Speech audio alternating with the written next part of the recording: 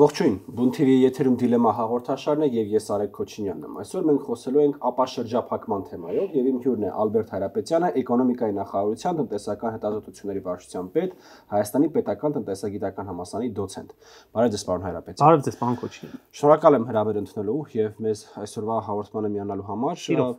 Պարոն Հայրապետյան, վերջին շրջանում ապաշրջափակումը Հայաստանում մնա քննարկվող թեման է։ Բնակչության մի մասի մոտ սրա հետ կապված կան վախեր, մտահոգություններ, մի մասի շրջանում կան այսպես ահռելի ակնկալիքներ, թե դրանից հետո այստեղ մեղրի եւ կարագի գետեր են սկսելու հոսել եւ այստեղ Մոնակոյա դառնալու։ Փորձելով գալ ռեալիզմի դաշտ, ինչ է նշանակում ապաշրջափակումը Հայաստանի համար տնտեսական հարթության մեջ, ինչ ռիսկեր եւ հնարավորություններ է դա ստեղծում եւ ինչքանով է Հայաստանը դրանց պատրաստ։ Շնորհակալություն։ Փորձեմ նախ 3 բառով պատասխանել առանց էմոցիաների, քանի որ տնտեսագիտությունը այնքան էլ շատ էմոցիաներ չի սիրում։ Հնարավորություններ, արժեշղթաներ եւ բացություն դեպի աշխարհ, հա, այդ այա մեզ տալու ապաշրջափակումը։ Ես իմ բազմաթիվ եթերներով սրա մասին խոսել եմ, բայց քանի որ չեմ ելնում այն կանխավարկածից, որ բոլորը պարտավոր են կամ ակնկալվում է, որ իմ բոլոր եթերները կնայեն, ու քանի որ ես էլ էմոցիոնալ մարդ չեմ զլանա, սա եւս մեկ անգամ կրկնեմ։ Տեսեք, երբ որ կա առավել ազատ առևտուր, ինչի է սա հանգեցնում։ Սա հանգեցնում է, որ ռեսուրսները կծախսվեն, կբաշխվեն առավել արդյունավետ։ Պատկերացրեք երկու երկիր X, երկիր Y։ Երկիր X-ը ավելի անարդյունավետ արտադրող է, ավելի շատ հումք նյութեր, չգիտեմ, կաշի է ծախսում կոշիկի արտադրության մեջ, բայց երկիր Y-ը ունի պաշտպանիչ մեխանիզմներ, դա կլինի մաքսատուրք, դա կլինի տարատեսակ ստանդարտներ եւ այլն եւ այլն։ Դրա համար վերջնարդյունքում այդ անարդյունավետ արտադրողի կոշիկը, քանի որ պաշտպանված է ինքը տարբեր գործիքակազմերով, ավելի էժան է դառնում վերջնական սպառողի համար, քան արդյունավետ արտադրողի կոշիկը։ Ու դրա համար էլ սպառողները վճարում են ավելի բարձր գին։ Այ եթե լիներ մրցակցություն, մրցակցության հնարավորություն, ազատ մրցակցության հնարավորություն, այդ պրոտեկցիոնիստական մեխանիզմները չաշխատեին, գները կընկնեին։ Հիմա կասեք, բա լավ, տեղական կոշիկ արտադրողը ինչ աներ, թող կոշիկը պայմանական եմ ասում, թող ցորեն չեմ ասում, որովհետև տեսանք թե վերջերս ինչ շահարկումների տեղիք տվեց։ Իմ համոզմամբ չլիներ ցորեն, լիներ ալյումինի փայլաթիթեղ, նույն բաններ լինելու։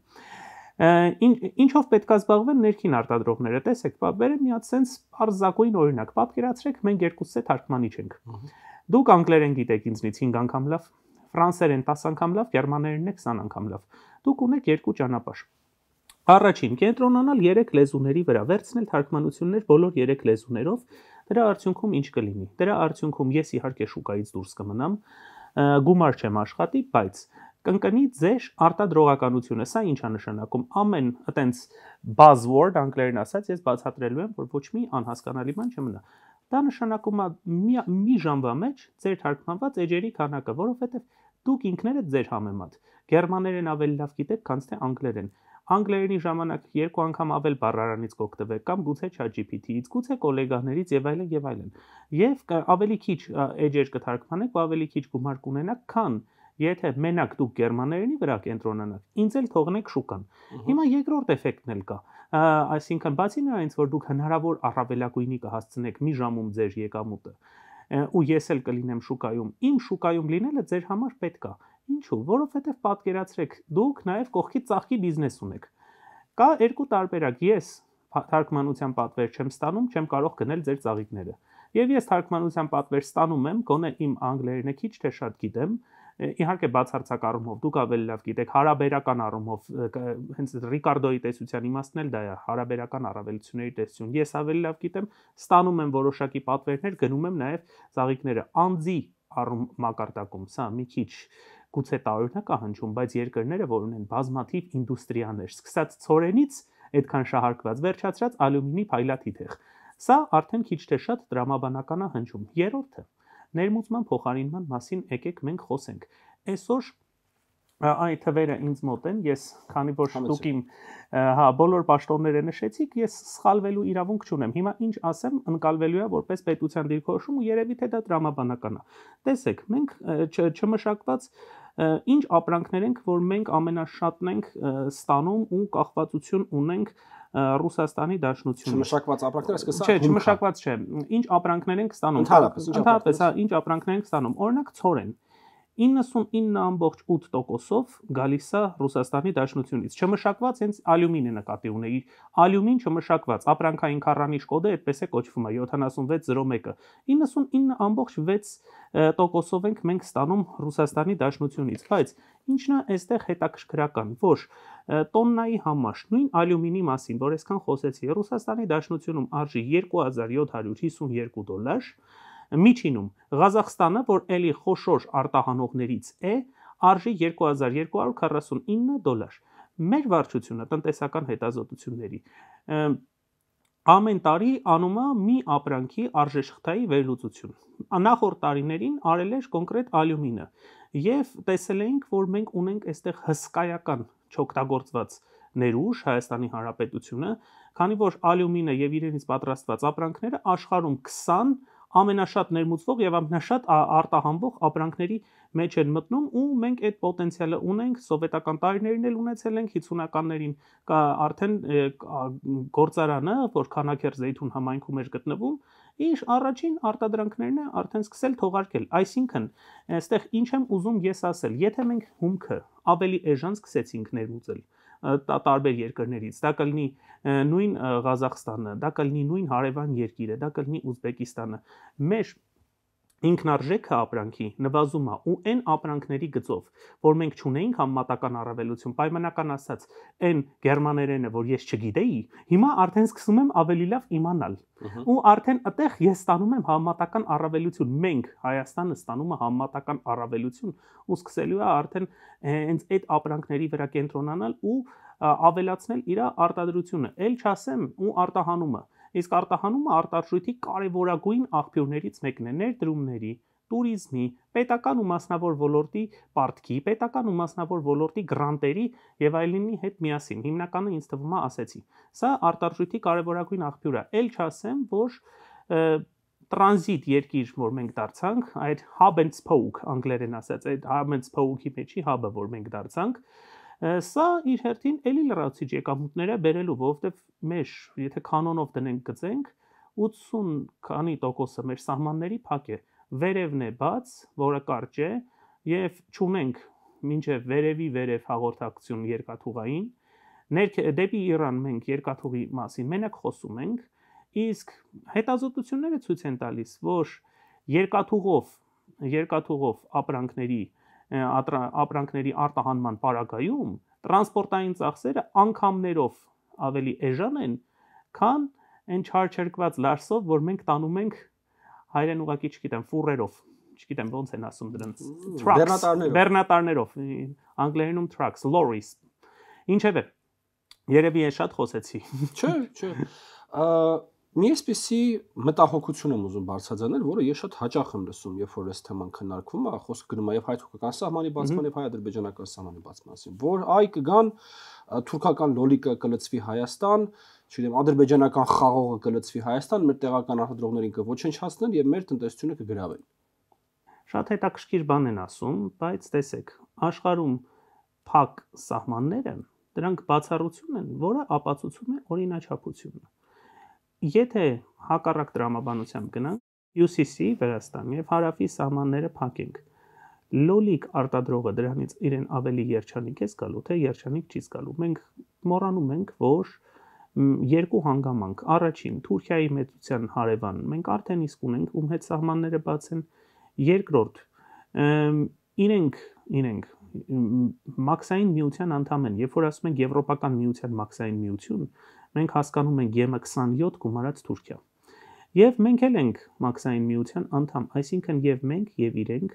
այդ ոլորտում մեր ինքնիշխանությունը, հենց այդպես պատվիրակել ենք կամ արտապատվիրակել ենք վերազգային կազմակերպություններին մեր պարագայում դա Եվրասիական միությունն է, իրենց պարագայում դա EU Customs Union-ն է, այսինքն իրենք Եվրոպական միության մաքսային միության անդամ են եւ Եվրոպական միության անդամակցության երկար տարիներ արդեն տեխնացու։ Հիմա կան գործիքակազմեր, որ ցանկացած արտադրողին էլ հնարավոր է պաշտպանել։ Կան ի վերջո աջակցության ծրագրեր։ Ես ինքս մի նախարարություն եմ այսօր ներկայացնում, որ ձեր ասած լոլիկ արտադրողից սկսած մինչև կապիտալի շուկայում պարտատոմս ու բաժնետոմս թողարկող տնտեսության երևի սեկտոր չկա, որ չի աջակցում։ Ու ես հիմա չեմ թվարկելու, քանի որ մենք հաղորդման այդքան ժամանակ չունենք, բայց ինչ սեկտոր մտքներով վտանգում է, անգլերեն ասած you name it։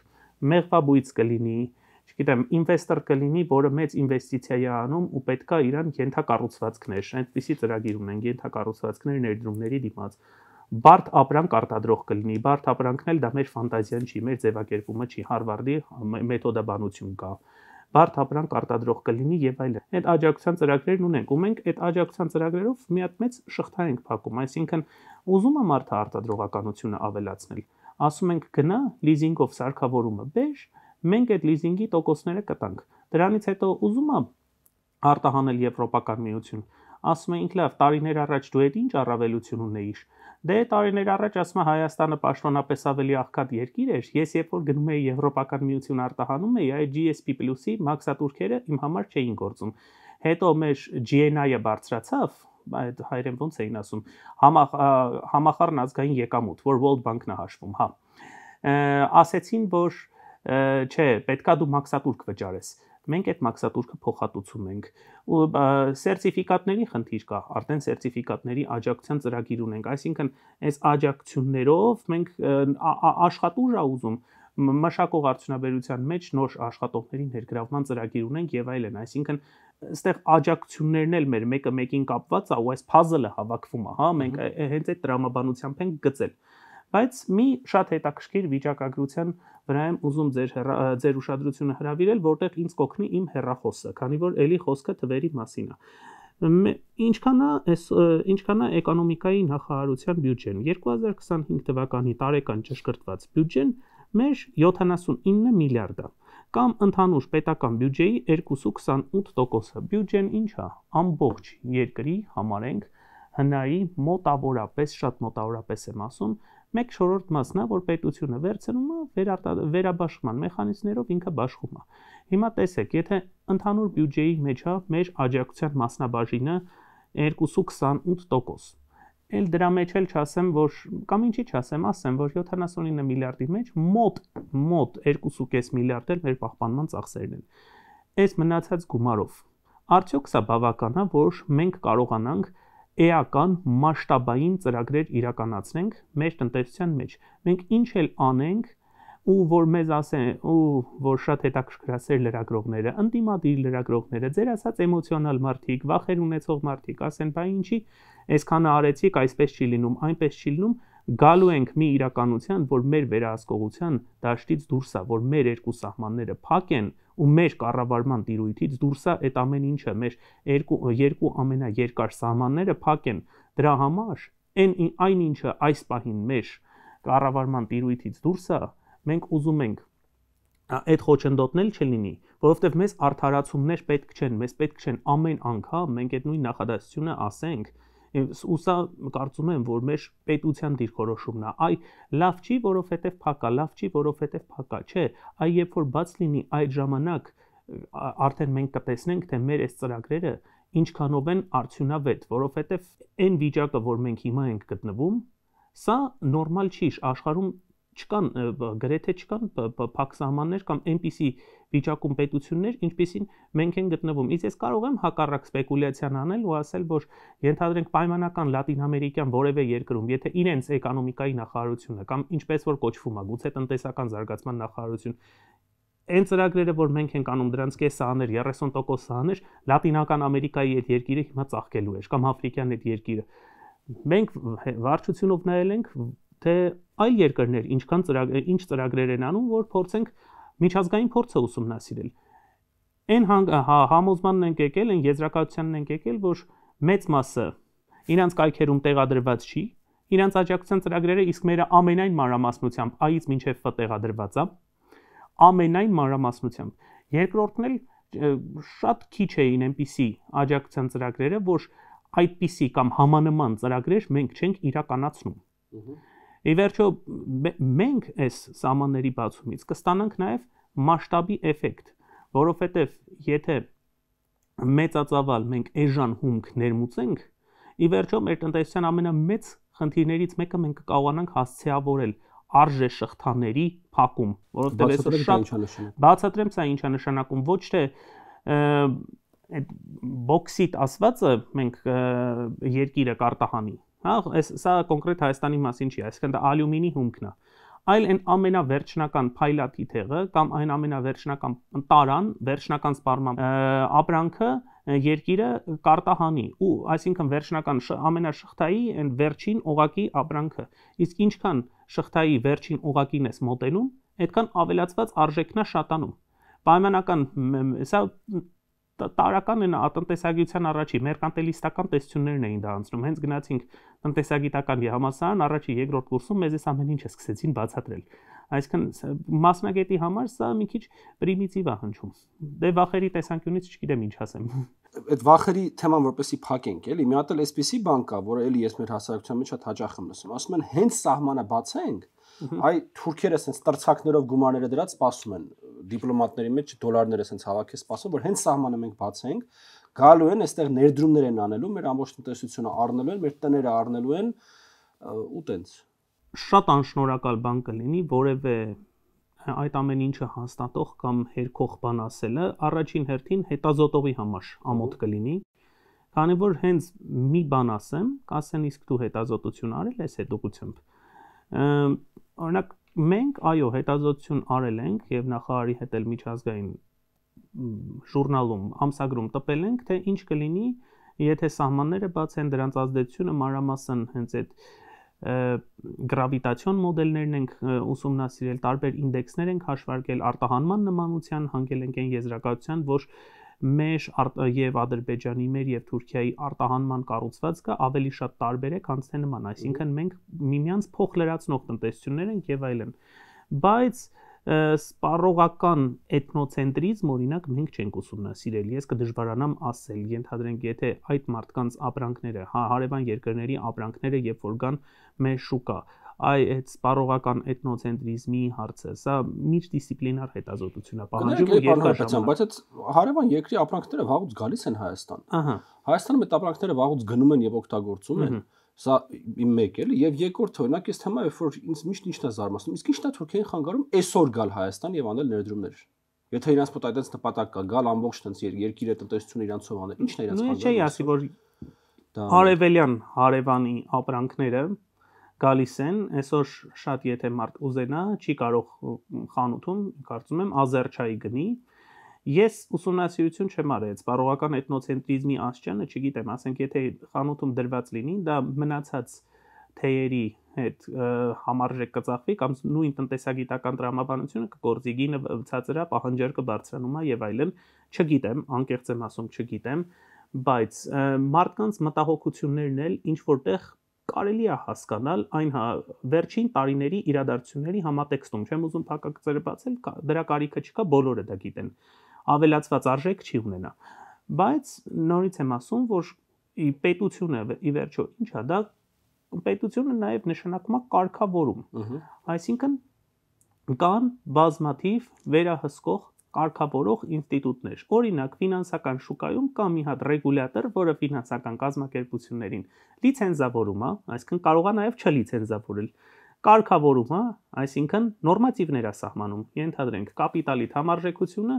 ընդհանուր կապիտալ բաժանած ռիսկով կշռված ակտիվների պետք է լինի առնվազն այսքան, վերջ, դա չի քննարկվում, բանակցելի չի,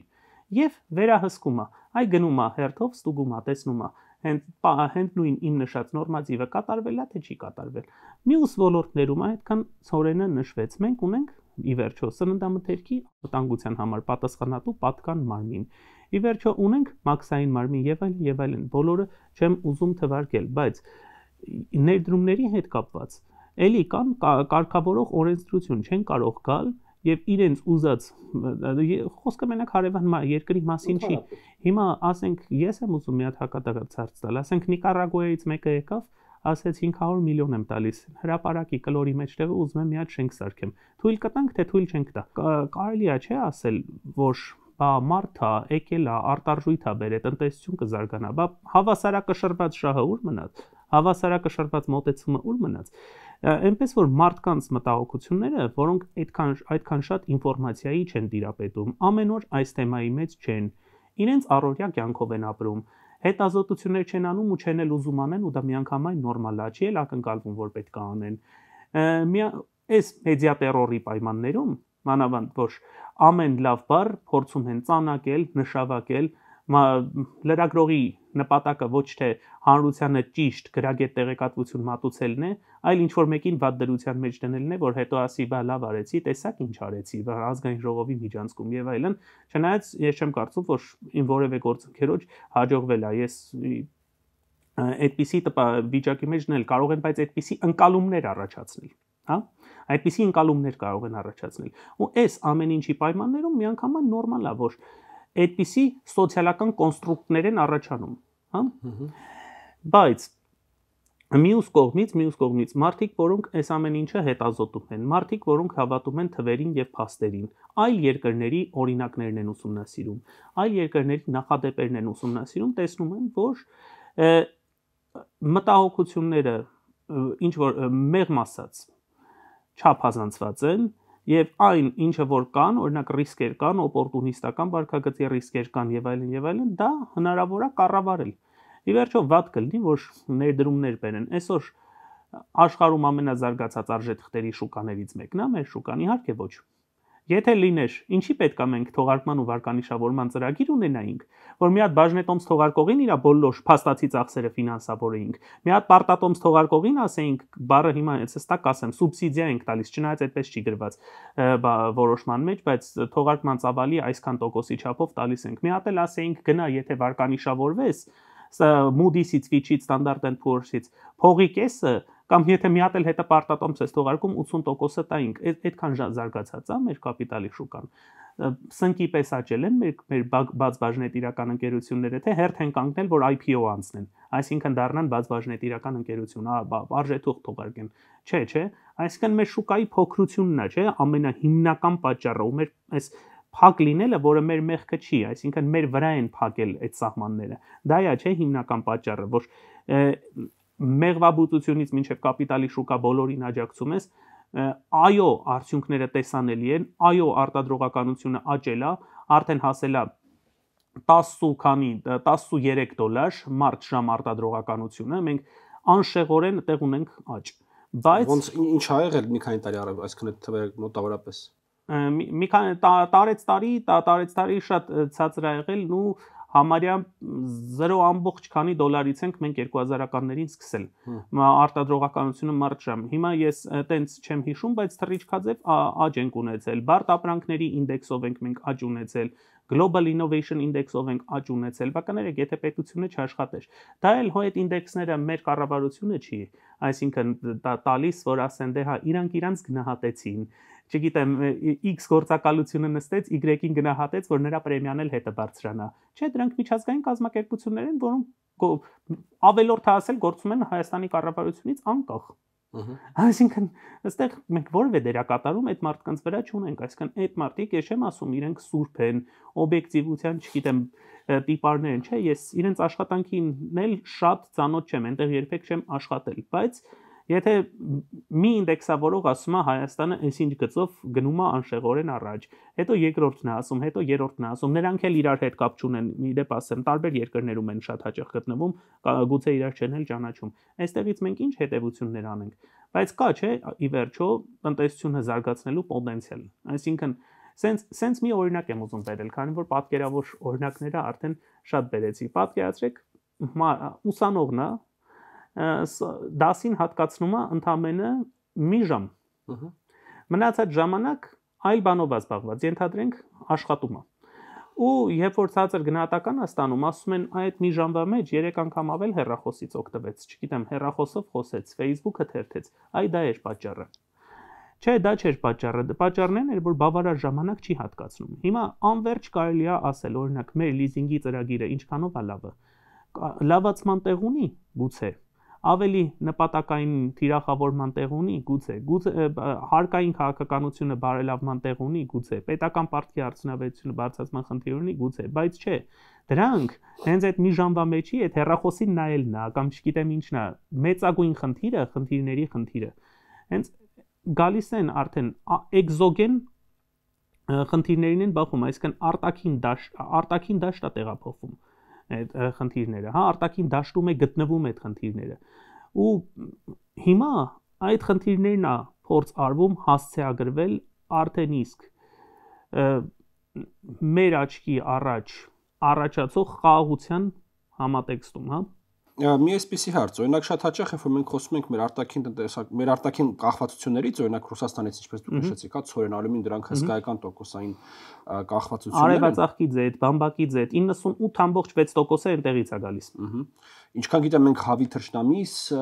շաքար, էլի մի քանի այդպես առաջնային կարևորության ապրանքներ կա, որոնցից էական կախվածություն ենք Ռուսաստանից։ Հիմա այս ապրանքների մի զգալի մասը նույն արտահանողները հենց Կենտրոնական Ասիայի երկրներ են, առաջին հերթին հենց Ղազախստանը, որ հետ մենք նույնպես տնտեսական միության անդամ ենք։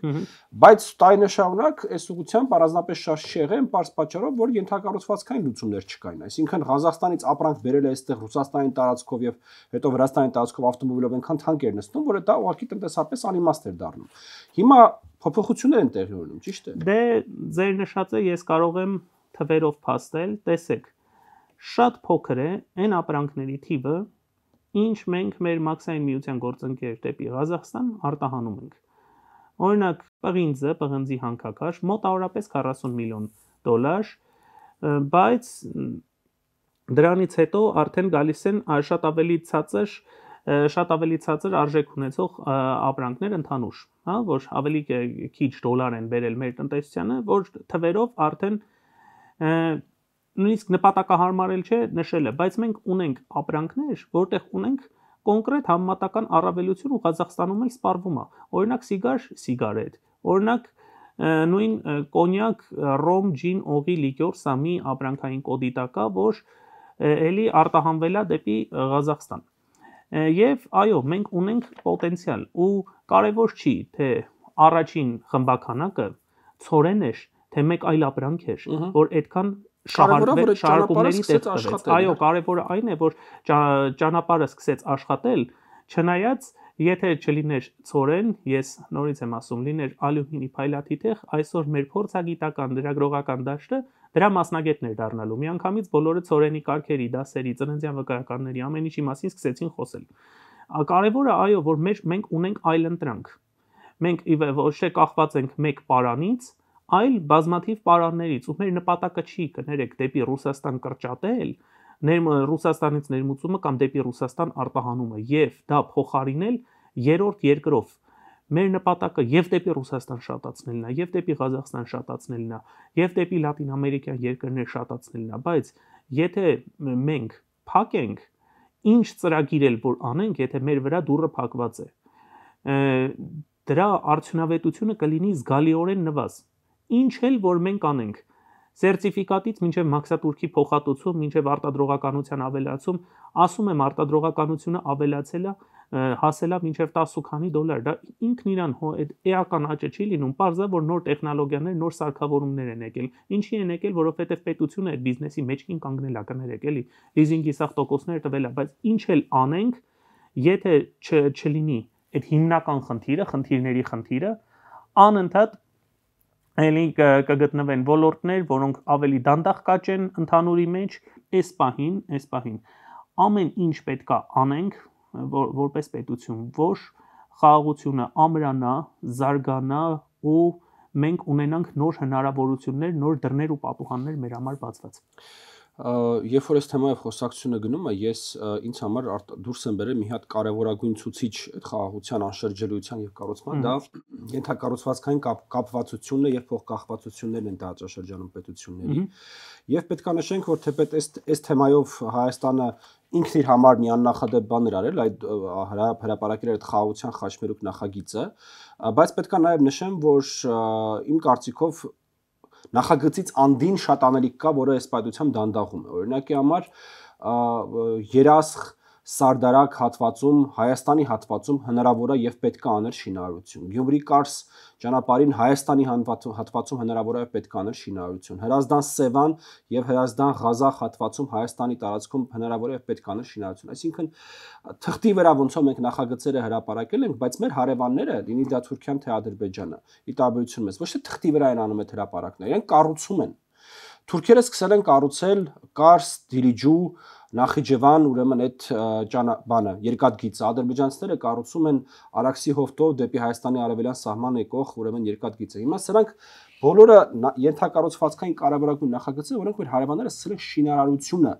Իմ մոտ միշտ տպավորությունն է, որ մենք առնվազն այս հարցում հետ ենք մնում մեր հարևաններից։ Ամենաապահով պատասխանն է, որ մեր գերատեսչությունը չի պատասխանատու, երևի տկենից մարդ հրավիրեք կամ իրենց հիմնադրամից, անունը չեմ հիշում, որ դրանով է զբաղվում, բայց ես որպես քաղաքացի գիտեմ, որ Սյունիքի մարզում օրինակ վստահ եմ դուք ավելի լավ կիմանաք, ավելի քան լայնածավալ այս պահին շինարարություն է գնում ու առաջիկայում հյուսիս-հարավի կոնկրետ կտորներ ակնկալվում է, որ ավարտված կլինեն, բայց ինչից որ չեմ հասկանում, այդ թվում նաև Ցորենից, մասնագետը չեմ, իր տարբեր կարգերի դասերի, դրա մասին կփորձեմ ձեռնպահ մնալ։ Բայց Հայաստանը ոնց որ բոլորն էին արդեն Ցորենի կարգերի մասնագետ, ոնց է բաց թողել այդ բանը։ Դե չէ, ես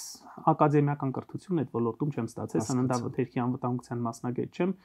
Կարող է իրանք կարող է վունդերկինդ են, մեկ օրում դա դառնում են։ Ես այդ կարողությունները սուպեր կարողությունները չունեմ։ Հասկացա։ Ինչ վերաբերում է նոր նախագծերին, տեսեք, օրինակ վերջերս դուք էլ ես էլ Օրբելի ֆորումին էինք մասնակցում եւ դուք մոդերատոր եք, ես էլ պանելիստ ու ես հրավեր ստանալուց հետո մտածում եմ, ինչ անեմ, որ հերթական խոսակցությունը, հերթական ելույթը ճառը չդառնա, որ գնում են, բոլորը հավաքվում են, coffee break-ին են սկսում խոսել վիզիտ քարտերով, այցե քարտերով փոխանակվել, այս կներեք էլի անգլերեն բառերից համար։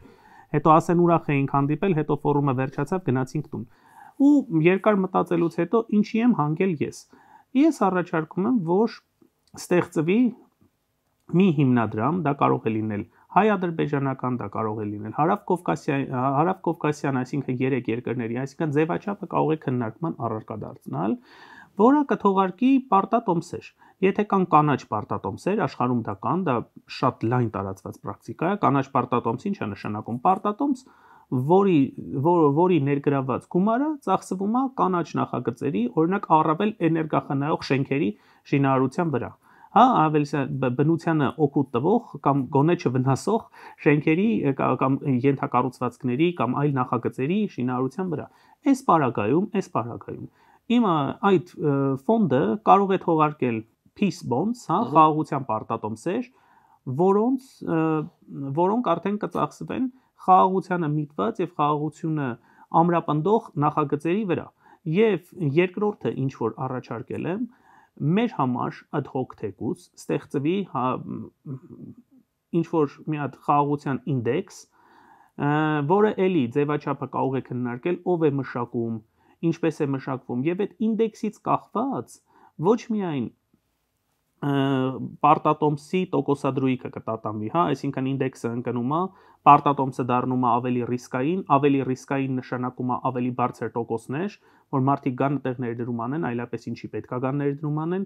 եւ ավելի քիչ գումար կունենա օրվա վերջում ֆոնդը, որ կարողանա իր նախագծերը իրականացնի, այլև դա կլինի յուրահատուկ, եթե այդ բառը տեղին օգտագործել, զսպաշապիկ, նաև ռազմատենչ ռետորաբանություն ունեցող քաղաքական գործիչների համար։ Այսինքն բոլոր երկրների, այո, այսինքն օրինակ մեր ընդդիմության, այսինքն երբ որ ինդեքսը ընկավ, արդեն կոնկրետ չափելի կլինի, հա, որ տեսեք խաղաղության ուղղությամբ մենք ոնց որ թե այդքան էլ շատ ջանքեր չենք գործադրում, ավելին պետք է անենք, որովհետև անկախ երրորդ կողմը ասում է, որ ինդեքսը նվազել է։ Ենթադրենք ու սա ինչ որ առումով զսպող եւ հակակշռող մեխանիզմ կարող է լինել։ Այսինքն, եթե ամփոփենք, ստեղծվում է ֆոնդ, այդ ֆոնդում աշխատում են առնվազն 2 հարևան երկրների ներկայացուցիչներ, եթե պետք է այլ հարևաններ ներգրավել, սա նույնպես այս ձևաչափերը ես չէ, որ պետք է որոշեմ եւ լավ է որ ես չեմ, որ դա պետք է որոշեմ, սա ընդամենը գաղափար է։ այդ ձևաչափերը կարելի է մտածել, բանակցել, քննարկել, մեկ անգամ չէ, 100 անգամ։ Առնվազն 2 երկիր կներգրավում է գումար, հենց այդ պարտատոմսերի միջոցով, նույն կանաչ պարտատոմսերի պես։ Եթե կա կանաչ, կարա լինի նաև խաղաղության պարտատոմս։ Հենց նույն ձեր ասած ենթակառուցվածքային ծրագրերը կարելի է դրանով ֆինանսավորել։ Այ դուք ասում եք, այստեղ սա չկա, այնտեղ նա չկա, երրորդ տեղը սա կարելի էր կառուցել, չորրորդ տեղը սա կարելի էր առաջվա որ կար կառուցված էր, բայց արդեն քանդվել է, չգիտեմ, այդ կոպիտ բառերը չեմ ուզում ասել, մսխվել է, գրպանվել է, ինչ ա եղել, այ դրանք խալանվել է։ Հա ինչի՞ չէ, հենց այդպես էլ եղել է։ Այսինքն ինչի պետք է խուսանավենք այդ բառերն օգտագործելուց։ Այո, հենց այդպես էլ եղել է։ Դրանք կառուցենք ի վերջո եւ այլն։ Ու սա իմ կարծիքով կարա լինի շատ գործուն քայլ դեպի խաղաղություն։ Ու քննադատները կարող են ասել, իսկ աշխարհում նման նախադեպ կա։ Տեսեք, եթե այդ տրամաբանությամբ շարժվենք, այսօր Բոսնիա-Հերցեգովինան չպետք է գոյություն ունենար։ Քանի որ այն ինստիտուցիոնալ կառուցվածքը, որ այնտեղ կա, աշխարհում ոչ մի երկրում չկար։ Բայց քանի որ ad hoc իրավիճակ էր, յուրահատուկ իրավիճակ էր ու խաղաղության հաստատման հրամայական կար այդ ժամանակ, դրա համար Դայտոնյան համաձայնագրով այնպիսի մի յուրահատուկ պետական կառուցվածք ստեղծվեց, որ այդ մարդիկ չէին գնալու մի հատ էլ միջազգային փորձի ուսումնասիրություն անեին, հետազոտություն անեին ու հանգեին այն արդյունքների, որ չկա այդպիսի բան, մի հատ էլ եկեք թող Բոսնիայում սերբերն ու բոսնիակները իրար հետ նորից պատերազմեն, չէ։ Կար այդպիսի հրամայական ու պատահական չի, որ այդ երկրի կոնստիտուցիան սահմանադրությունը Դայտոնյան համաձայնագրի, ինչքանով ես եմ հիշում, հավելվածն է։ Այսինքն մենք չպետքա ամեն մի գաղափարը փորձենք վիժեցնել, բերելով այնպիսի փաստարկներ, իսկ աշխարհում կա եթե չկա, բա որ X երկիրը դուրը չեկավ, բա որ Y երկրի արտաքին գործերի նախարարության մամուլի խոսնակը այդքան էլ լավ չարտահայտվի, բա որ այսպես, բա որ այնպես, չէ, պետքա դնել, մտածել ու բերել արդեն երկկողմ հարաբերությունների օրակարգ, քանի որ սա կարող է լինել էական քայլ, համատեղ նախագիծ, էական նախագիծ, որից կածանցվեն բյուր բազմաթիվ այլ նախագծեր։ Ես այսպես եմ մտածում, չգիտեմ։ Շատ լավ, պարոն Հարապետյան, վերջին հարցը, որ ուզում եմ տամ, վերջին հասանք։ Համարյա։ Հիմա մեր արտահանման մասին երբ որ խոսքը գնում է, չէ՞, մենք եթե ես սխալվում եմ, ինձ ուղղեք, մեր հիմնական արտահանումը տեղի ունենում դեպի Ռուսաստանի Դաշնություն։ Կասեմ, ասեք։ Մեծամասնությունը առնվազն։ Okay։ Հիմա ասում են, դե ճանապարհը կա։ Մենք Վրաստանով ճանապարհը ունենք, Լարսով տանում ենք դեպի Ռուսաստան, մեր տնտեսությունը աշխատում է։ Ինչ խնդիր կա, ինչ եք ընկել Սարուձոր, ինչ եք ուզում սահմանները բացեք, հեն ամեն ինչը աշխատում է, մեր արտահանումն էլ տեղի ունենում, դուք էլ ընկնում եք Թուրքիայի, Ադրբեջանի ազդեցության տակ։ Նախ դեպի Ռուսաստանա գնում, թե չի գնում, իրականության մեջ այնքան ճիշտ բան եք ասում։ Հա, ես կարող եմ հակադարձել, բերել վիճակագրական ինչ-որ թվեր, ասել, չէ, գիտես ինչ կա, վերջին տարիներին այ Դուբայն է դարձել, Հոնկոնգն է դարձել, բայց ով որ նման բան ասի, իմացեք, որ այստեղ խոսքը մի անոմալիայի մասին է, որը առաջացել է ուկրաինական պատերազմից հետո, որի անունն է ոսկու վերաարտահանում։ Օրինակ Հնդկաստանի հետ անգամներով, որ ավելացել է մեր առևտրաշրջանառությունը, այ դրա հաշվին է, որը ներառական չի, եւ երբ որ մենք ասում ենք, որ մեր արտահանումը աճել է, մեր տնտեսությունը աճել է եւ այլն, մենք դա նկատի չունենք։ Եվ հայկական ցակման ապրանքների արտահանումն էլ, եթե նայենք վերջին տարիներին, տարեց տարի դինամիկան էլի աճման միտում ունի։ Սա այդ մասով։ Այո, մեր հիմնական գործընկերը Ռուսաստանի Դաշնությունն է,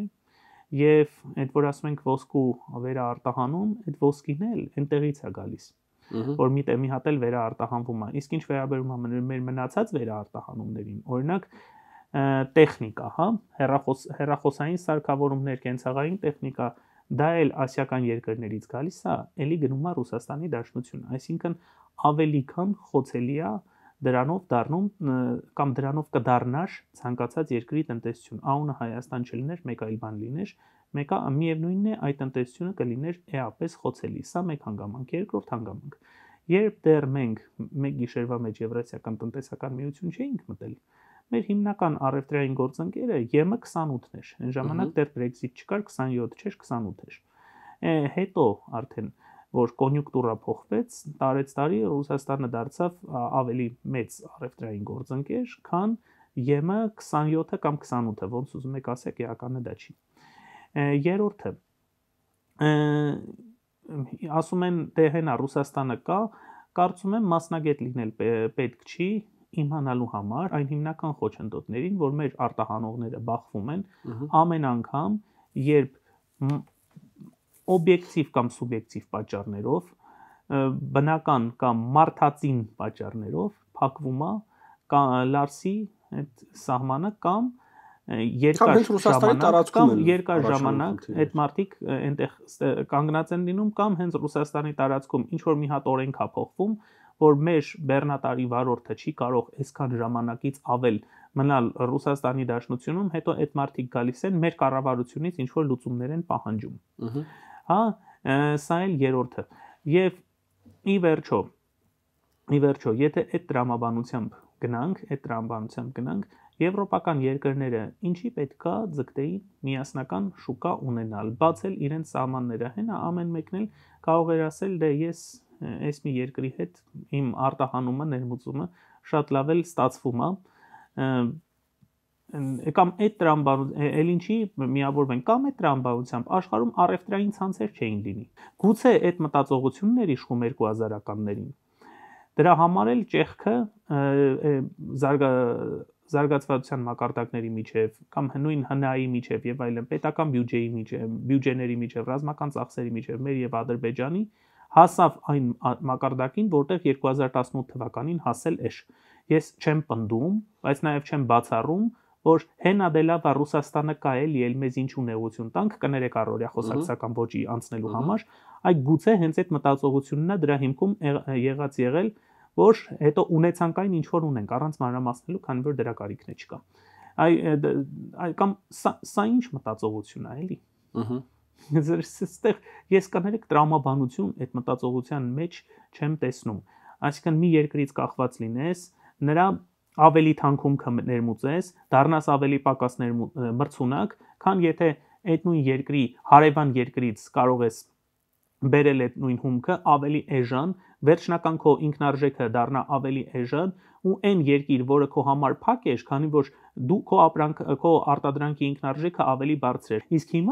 հիմա արդեն դու դարձել ես ավելի մրցունակ ու կարող ես դեպի այլ երկիր էլ տեղափոխել։ Այն պարզ պատճառով, որ Ղազախի ալյումինը կներեք ավելի էժանա, քան ռուսի ալյումինը 1000 տոննայի հաշվով։ Այ դրա համար։ Սա ընդամենը մի օրինակ է, ու ստենց կարելի է բազմաթիվ օրինակներ բերել։ Պարոն Հարապետյան, ես շատ լավ հիշում եմ, թե ժամանակին կներեք էլի արծաթ Ռուսաստան 2752 ամերիկյան դոլար, որ չասեն ալյումինին կարճել ես, ուրիշ երկ չգիտես։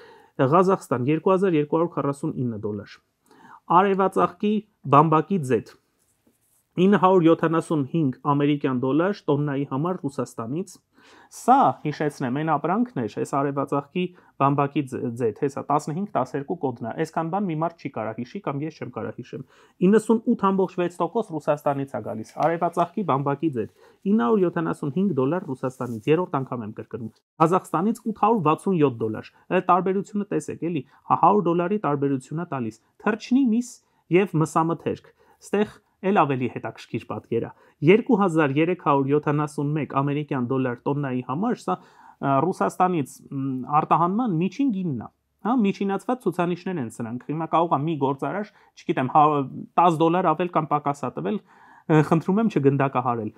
Ղազախստանից 1633 ամերիկյան դոլար։ Այս թվերը հիշել պետք չի, ընդամենը պետք է հիշել, որ կան ապրանքներ կամ ապրանքախմբեր, որ էականորեն ավելի էժան է, ու այդ ապրանքախմբերից մի մասը իրանք վերջնական սպառման ապրանք էլ չեն, իրանք հումք են, որոնք եթե գան Հայաստան, մեզ հնարավորություն կտան ավելի մեծ ավելացված արժեք ստեղծել, մեր արտահանումը ավելացնել, դրա արդյունքում մեր ՀՆԱ-ն ավելացնել, դրա արդյունքում մեր թոշակն ավելացնել, տոնույն նպաստն ավելացնել, կարտաթոշակն ավելացնել, որ տարիներ շարունակ չի բարձրացել, եւ այլն, ու մենք վերջնականապես հասնենք մեր հիմնական նպատակին։ Մարդու հիմնական նպատակը ո՞րն է իմ կարծիքով։ Նպատակներից մեկը ավելի երջանիկ բարեկեցիկ ապրելը։ Սա է ամբողջը։ Դրա համար էլ այն տրամաբանությունը, որ կներեք հենա դե Ռուսաստանը կա, այդ մինիմալիստական մոտեցումը իմ համար ոչ որպես մարդ, ոչ որպես քաղաքացի, ոչ որպես քաղաքացիներին ծառայող, իմ պաշտոնը տենց էլ կո, ես քաղաքացիական ծառայող եմ, civil servant, դա կներեք չի բավարարում։ Պարոն Հարապետյան, ես շատ լավ հիշում եմ, թե նախկինում մինչև հեղափոխությունը կոմունիկացիան ոնց էր վարվում էլի իշխանության կողմից, որ հա մենք ամեն ինչով Ռուսաստանից ենք կախված, բայց սուսեք, այդ ամեն ինչը նպատակով է արված, որտեղ դրա դիմաց մենք ստանում ենք Ռուսաստանից անվտանգություն։ Բայց ոնց պատմությունը ցույց տվեց, մենք այդ անվտանգությունը չենք ստանում Ռուսաստանից եւ այդ ամեն ինչը ըստ էության կամ խաբեություններ կամ ինքնախաբեություններ, դա էական էլ չէ երևի թե։ Եվ այն վերջին նշույլները, որոնք որ կային այդ տրամաբանության մեջ, կոտրվել են 2020, 21, 22, 23 թվականներին։ Ու այլևս այդ տրամաբանությամբ առաջ շարժվել, ես ձեր հետ լրիվ համաձայն եմ, հնարավոր չէ եւ պետք չէ։ Եվ ձեր խոսքերը ուղղակի շարունակելով ես ոնց հասկանում դուք եք դա ասում, որ դուք Ղազախստանի վրա եք բերում օրինակը, բայց խոսքը Ղազախստանը չէ, խոսքը ընդհանրապես դիվերսիֆիկացիան է մեր ներդրումների եւ մեր արտահանումների եւ բոլոր խմբեր ապրանքների համար։ Խնդրեմ համեցեք ձեր վերջին մտքերը եւ ամփոփենք։ Իմ վերջին մտքերը դուք արդեն ասեցիք, որ սա Ռուսաստանի կամ Ղազախստանի մասին չի։ Մենք որևէ մեկին չենք ատում, մենք որևէ մեկին չենք սիրում, մենք էմոցիաներով չենք առաջնորդվում, ոչ էլ առաջնորդվում ենք վախերով եւ սարսափերով, քանի որ այդ ամենը իրացիոնալ դաշտում է գտնվում։ Մենք ընդհանրապես ուզում ենք դիվերսիֆիկացիա, որը վերջնական նպատակ չէ, այլ ընդհանրապես միջոց է մեր տնտեսավարողների մրցունակությունը բարձրացնելու համար, սա մեկ, եւ ի վերջո մեր քաղաքացիների համար ավելի բարեկեցիկ, ավելի երջանիկ, այդ բառը չեմ խորշի ասելուց, կյանք ապահովելու համար։ Եվ այստեղ իհարկե դուք շատ ճիշտ նշեցիք, խոսքը միայն Ղազախստանին չի վերաբերում, խոսքը միջինասիական այլ ստաններին է վերաբերվում, այնտեղ 5 հատ կան։ Նույն կլինի դա Ուզբեկստան, Տաջիկստան եւ այլն, խոսքը վերաբերում է նաեւ ինչու՞ չէ Թուրքիայի հետ սահմանի բացմանը, որը հույս ունենք, որ առաջիկայում տեղի կունենա, մեծ հնարավորություն ընձեռելով օգտագործել միջերկրական ծովի առավել տարողունակ նավահանգիստները, որոնք շատ ավելի տարողունակ են համեմատած Սևծովյան նավահանգիստների հետ, այդ առումով ոչ միայն Թուրքիայից բերել ավելի էժան ապրանքներ, որը որ շատերի մոտ մտահոգություններ են առաջացնում, այլև Թուրքիայի միջոցով եւ Թուրքիայի տարածքը օգտագործելով մեր բիզնեսմենների համար ստեղծել հնարավորություն իր ապրանքը արտահանել արդեն դեպի հարավային Եվրոպայի, արևելյան Եվրոպայի երկրներ, դա կլինի նույն Հունաստանը, դա կլինի նույն հարավային Եվրոպայի այլ երկրները եւ այլն։ Եվ ի վերջո եւ Թուրքիայի ցամաքային ճանապարհը դեպի Եվրոպա։ Այո, Թուրքիայի ցամաքային ճանապարհը դեպի Եվրոպա։ Չմոռանանք նաեւ, որ Թրամփի ճանապարհը, որ Թրամփի ուղին TRIPP, դա կարող է մեկ այլ հնարավորություն բացի, օրինակ Չինաստանը եւ Եվրոպան ցամաքային ճանապարհով կապելու համար, ինչը Հայաստանը կդարձնի իրավամբ խաղաղության խաչմերուկ, այսինքն մեր առաջ բյուր բազմաթիվ հնարավորություններ են բացվելու, ես չեմ ուզում ժամանակից առաջ ընկնել, եւ ոչ էլ ընդդիմախոսների տեսակետներն եմ կիսում, որ հանրայինի եթերում, որ նստած ենք հանրային քննարկման, ասում են, բայց սա ինչի չի եղել, այսինքն նոր հայտարարություն է եղել, մի հատ տեսեք էլի, այն ռուսերեն բառ կա պրիկին, նոր հայտարարություն է եղել, որ բացվելու է ու առաջի խմբականակն է գալու, ասելու են բասա, բանա, այդ շատ լավ է, որ այդ մաքսիմալիզմը կա, բայց Մոսկվան մի օրում չի կառուցվել։ Թողենք, սպասենք ու հնարավորություն տանք, որ մեր ղեկավարությունը կարողանա առավելագույնս օգտագործել այդ ընձեռված հնարավորությունները ի շահ մեր տնտեսության։ Վերջին մի խոսք էլ ասեմ, որ մենք ճիշտ է, իմ խոսքում նշեցի, մեկ գիտական հոդված արդեն հրապարակել ենք, որ վերաբերում է խաղաղության խաչմերուկ նախագծին նախարար Պապոյանի հետ, երկրորդն էլ ներկայացվել է հրատարակման, ակնկալվում է, որ Routledge-ում կտպագրվի, այստեղ կարևորը ոչ թե հրատարակչության հնչեղ անունն է, այլ ինչի մասին է, այն նրա մասին է, թե որ ապրանքների գծով, մենք կոնկրետ Թուրքիայից, երբ որ սահմանը բացվի, կունենանք ավելի էժան ներմուծում, ուստեղ խոսքը ավելի շատ հումքի մասին է, ոչ թե լոլիկի, եւ ի վերջո որոնք են այն ապրանքները, որոնք որ մենք արտահանում ենք, այնքան շատ, որ Թուրքիայի պահանջարկը կարող ենք բավարարել եւ ավելի էժան, քան Թուրքիան աշխարհից ներմուծում է եւ ելի շատ այլ ինդեքսներ հաշվարկած, մոդելներ հաշվարկած, մեր հոդվածը, որ վերնագրված է Crossroads of Peace, Advancing Regional Integration and Global Trade Through Post-Conflict Cooperation, անգլերենով է տպագրված, դրա համար անգլերեն կարդացի վերնագիրը, բաց է, հասանելի է Իսկ մյուսը, որի մասին արդեն խոսեցի, որ Հայաստանի պետական տնտեսագիտական համալսարանի միջազգային գիտաժողովում էլ ներկայացվել է, ակնկալում ենք, որ առաջիկա ամիսներին ժամկետ կդժվարանամ նշել, արդեն կտպագրվի եւ սրանք, ինչի եմ ես սրանց վրա այսքան շեշտադրում անում, ոչ թե ինքնագովազդ եւ այլն, այլ քանի որ թեման նոր է, մի տարի առաջ ոչ մեկս չէինք կարող նույնիսկ պատկերացնել, ոչ ես, ոչ դուք, ոչ որ ճանապարհ այս արագությամբ մենք կունենանք պրոգրես։ Սրանք թեմայի վերաբերյալ գուցե ոչ անթերի, բայց առաջին հրատարակություններն են։ Շնորհակալ եմ շատ։ Ես եմ շնորհակալ։ Հարգելի հեռուստադիտողներ, գիտեք, այս թեմայով քննարկումները ինձ անդադ բերում են մի ուրեմն վերջնակետի, որ այս պայծրությամբ Հայաստանին անհրաժեշտ է մի քանի մեծություններ։ Առաջինը դա աշխատանքն է, թե երկրի ներսում, թե երկրից դուրս, այն բոլոր նոր հնարավորությունները, բոլոր նոր մարտահրավերները, որոնք որ իսկապես նոր են, եւ ես այստեղ ամբողջությամբ համաձայն եմ զրուցակցի հետ, որ մեկ տարի առաջ այս խոսակցությունները մենք լրիվ ուրիշ բաներից էինք խոսում։ Մենք խոսում էինք անվտանգությունից, հնարավոր պատերազմից, հարձակումներից եւ այլն, իսկ հիմա խոսում ենք ապաշրջափակում, ենթակառուցվածքներ, տնտեսական ուրեմն համագործակցություն, այդ թվում մեր երկու հարևանների հետ մենք նախկինում եւ ներկայումս նույնպես ունենք խնդիրներ։ Եվ այստեղ իսկապես պետք է աշխատանք։ Հայաստանին պետք է կայունություն, այս բոլոր հարցերը հնարավորինս արագ եւ հնարավորինս արդյունավետ լուծելու համար։ Եվ վերջապես երրորդը Հայաստանին անհրաժեշտ է լավ կառավարում, որովհետեւ ռեսուրսները սահմանափակ են, աշխատանքը հսկայական է, եւ այս ամեն ինչի մեջ իհարկե մենք գալիս ենք այն վերջնակետին, թե ինչ կառավարման որակի հետ մենք գործ ունենք եւ ինչ արդյունավետության հետ մենք գործ ունենք։ Կհանդիպենք յուրաքանչյուր կիրակի 19:00։